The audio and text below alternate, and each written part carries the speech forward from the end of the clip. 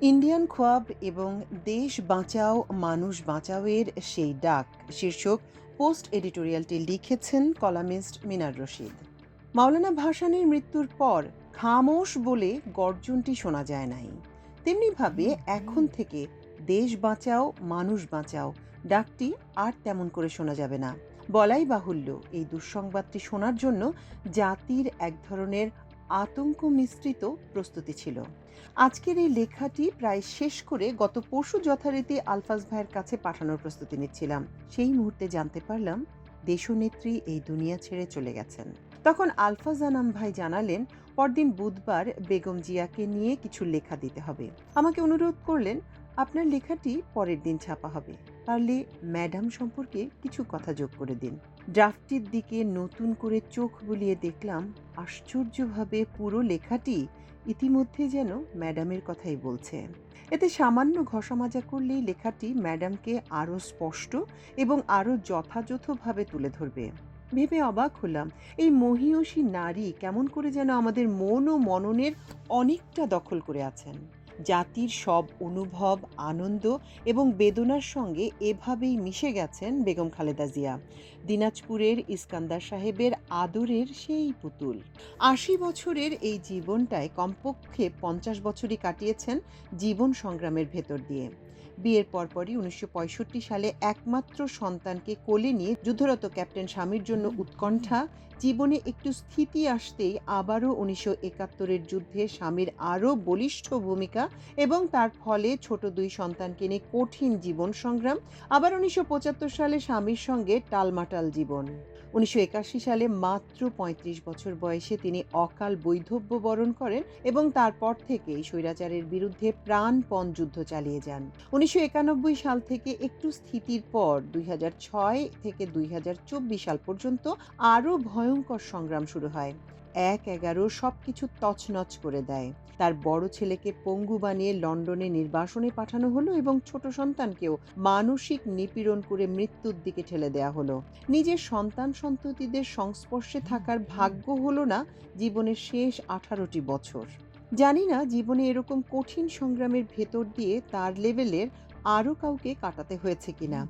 এত কিছুর পরও তিনি আধিপত্যবাদের লেসপেন্সারদের কাছে আপোস করেননি।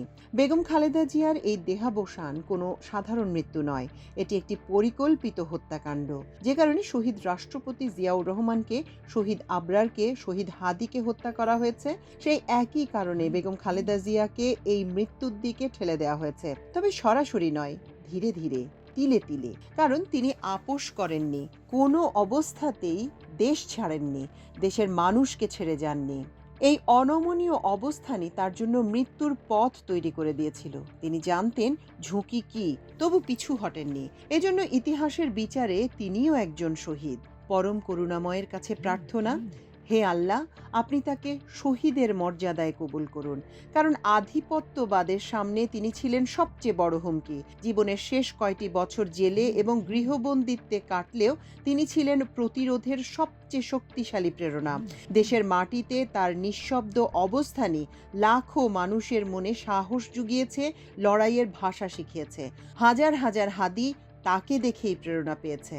দেশ বাঁচাও, মানুষ বাঁচাও, এই ডাকটি কেবল একটি রাজনৈতিক স্লোগান নয়, এটি ছিল জাতির জন্য একটি চিরন্তন সতর্ক সংকেত। আর ঠিক এ কারণেই সেই কণ্ঠকে স্তব্ধ করা প্রয়োজন মনে করা হয়েছিল। তার কণ্ঠ থামাতে না পেরেই ধীরে ধীরে মৃত্যুর দিকে ঠেলে দেওয়া হয়েছে, এমন বিশ্বাস অমূলক নয়। তিনি সতর্ক করেছিলেন, আমরা সচেতন না হলে মসজিদে উলুধ্বনি শোনা যাবে, ফেনী পর্যন্ত ভারত হয়ে যাবে। এই কথাগুলো অনেকের কাছে অতিরঞ্জন মনে হলেও সময় বারবার প্রমাণ করেছে আমরা এখনো সতর্ক না হলে এগুলো আসবে সিকোয়েন্সিয়াল কনসিকোয়েন্স হিসেবে। একইভাবে মাওলানা সাঈদী সহ আরও অনেক মহৎ প্রাণ সেই অমানিসার অন্ধকার সম্পর্কে জাতিকে সাবধান করে গেছেন।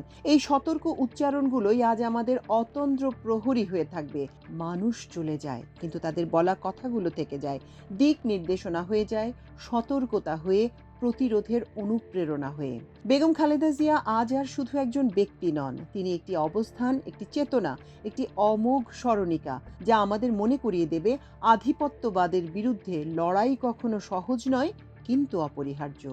অটল বিহারী বাজপেয়ীর জন্মশতবার্ষিকী উপলক্ষে গত ২৬শে ডিসেম্বর নরেন্দ্র মোদী রাষ্ট্র প্রেরণাস্থলে একটি স্মৃতি স্মারক উদ্বোধন করেন। স্মারকটির এক দেয়ালে ভারতের মানচিত্র স্থাপন করা হয়েছে এবং এর সামনে ঘেঁষে ভারতীয় পতাকা হাতে একটি নারী মূর্তি দাঁড়িয়ে আছে। লক্ষণীয় বিষয়টি হলো পতাকাটি এমনভাবে স্থাপন করা হয়েছে যে মানচিত্রের ওপর আমাদের সোনার বাংলাদেশটি সম্পূর্ণভাবে আড়াল হয়ে যায়।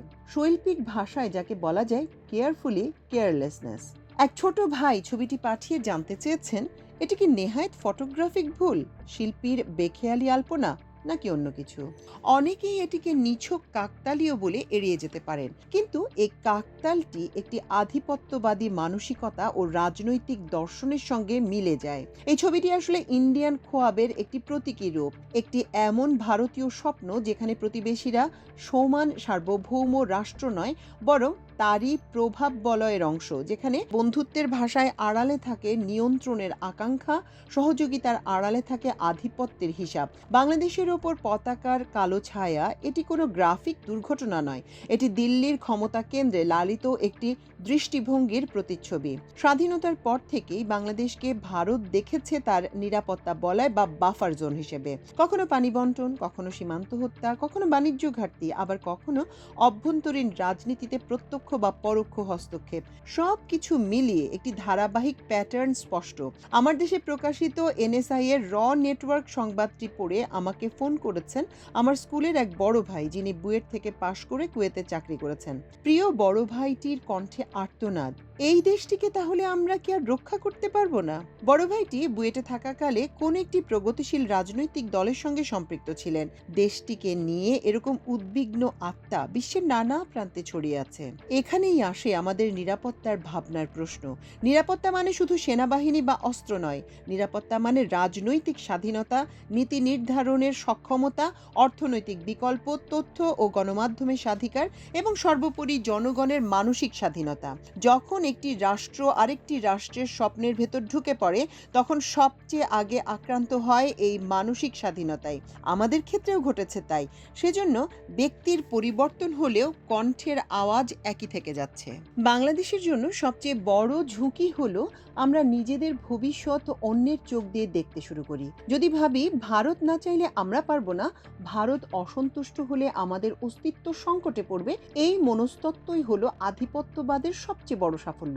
সামরিক দখলের আগেই মানসিক দখল সম্পন্ন হয়ে গেছে। আরেকটি গুরুত্বপূর্ণ দিক হলো গণমাধ্যম ও বুদ্ধিবৃত্তিক পরিসর।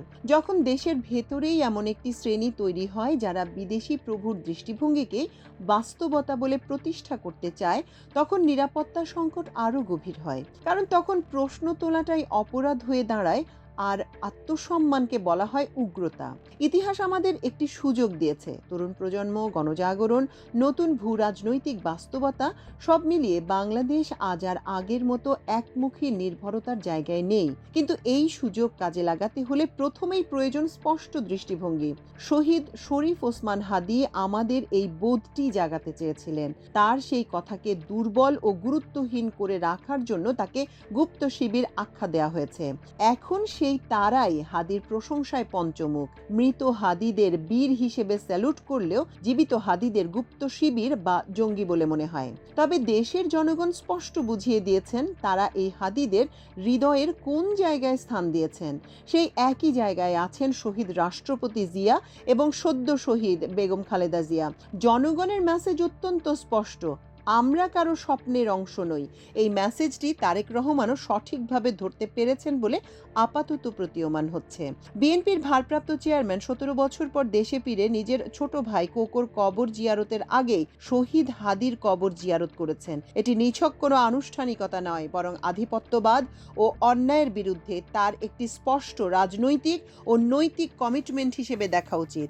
এই সিদ্ধান্তের মাধ্যমে তিনি একটি বার্তা দিয়েছেন, ব্যক্তিগত শোকের আগেও জাতির আত্মত্যাগকে সম্মান জানানো জরুরি। শহীদ হাদীর কবর জিয়ারত সেই চেতনারই প্রকাশ যেখানে আত্মমর্যাদা, প্রতিরোধ ও স্বাধীন সিদ্ধান্তের আকাঙ্ক্ষা এক সূত্রে গাঁথা। কাজেই সবার প্রতি অনুরোধ, আমরা যে মতেরই অনুসারী হই না কেন, যে পথেই হাঁটি না কেন, আধিপত্যবাদকে প্রতিরোধ করতে গিয়ে যারা শাহাদাতের পেয়ালা পান করেছেন, জিয়া, আবরার, হাদি, খালেদা, তাদের এসব আত্মত্যাগ যে বোধ ও চেতনা জাগরিত করে গেছে তা যেন কোনো অবস্থাতেই হারিয়ে না যায়। এই চেতনাই আমাদের শক্তি, এই বোধই আমাদের ভবিষ্যৎ।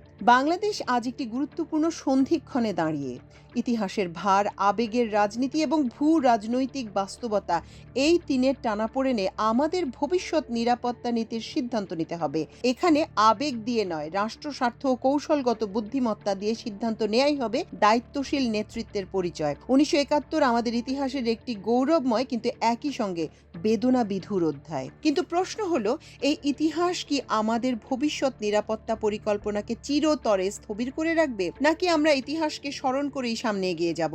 1971 সালের যুদ্ধকে দক্ষিণ এশিয়ার নৈতিক যুদ্ধ বা মোরাল ওয়ার হিসেবে উপস্থাপন করা হয়েছে, বিশেষ করে ভারতের বয়ানে। ফলে কিছু তথ্য চেপে রাখা হয়েছে, কিছু তথ্য অতিরঞ্জিতভাবে সামনে আনা হয়েছে, কিছু প্রশ্নকে ট্যাবু বানানো হয়েছে, যেমন যুদ্ধের আর্থিক নিষ্পত্তি। ইতিহাস এখানে শুধু ঘটনা নয়, ক্ষমতার হাতিয়ার। ইতিহাসের নামে রাজনীতি, নিরাপত্তার নামে নীরবতা। আমরা যখনই নিজেদের স্বপ্ন নিজেরা দেখতে চাই, নিজের সিদ্ধান্ত নিজেরা নিতে চাই, তখনই সেই ট্যাবুটি আমাদের সামনে টেনে আনা হয়। বলা হয় পাকিস্তানের সঙ্গে সম্পর্ক স্বাভাবিক করতে হলে 1971-এর দেনা পাওনা আগে চুকাতে হবে। একটি বিস্ময়কর বাস্তবতা হলো 1971 সালের যুদ্ধ বাবদ পাকিস্তান ভারতকে সম্পূর্ণ ক্ষতিপূরণ দিয়েছে। ভারতের প্রতিরক্ষা মন্ত্রণালয়ের নিজস্ব নথি অনুযায়ী যুদ্ধের সামরিক ব্যয়, শরণার্থী রক্ষণাবেক্ষণ, যুদ্ধবন্দী, অবকাঠামো ক্ষতি সব মিলিয়ে শত শত কোটি রুপির হিসাব নিষ্পত্তি হয়েছে। অথচ এই তথ্য বাংলাদেশে প্রায় অচর্চিত। নিচের এই তালিকাটি ভারতের প্রতিরক্ষা মন্ত্রণালয়ের ইতিহাস বিভাগ থেকে সংকলিত। এর সূত্র বা source official 1971 war history, history division, ministry of defence, government of India, copyright Bharat Raksha 1992। অর্থাৎ এটি পাকিস্তানপন্থী কোনো উৎস নয়, এটি ভারতের নিজস্ব রাষ্ট্রীয় হিসাব। 1971 সালের যুদ্ধ বাবদ পাকিস্তান ভারতকে যে ক্ষতিপূরণ দেয় তার নিম্নরূপ: যুদ্ধের সময় ব্যবহৃত ও খোয়া যাওয়া অস্ত্র, যন্ত্রপাতি, যানবাহন প্রভৃতির দাম বাবদ 50 কোটি রুপি। যুদ্ধের সময় রেলপথে সৈন্য, মালামাল এবং অস্ত্রপাতি আনা নেয়া বাবদ 7,53,06,726 রুপি। ইন্ডিয়ান এয়ারফোর্সের 14 দিনের যুদ্ধ বাবদ খরচ 55,71,00,000 রুপি। 1971-এর যুদ্ধে ইন্ডিয়ান নেভির খরচ 34,98,82,840.56 রুপি। তদানীন্তন পূর্ব পাকিস্তান থেকে আসা শরণার্থীদের রক্ষণাবেক্ষণের জন্য ভারত সরকারের খরচ বাবদ সাকুল্যে 32,60,00,000 রুপি। যুদ্ধের প্রস্তুতির জন্য সীমান্তবর্তী রাজ্যগুলোর শস্যের ক্ষতি বাবদ 52,83,000 রুপি।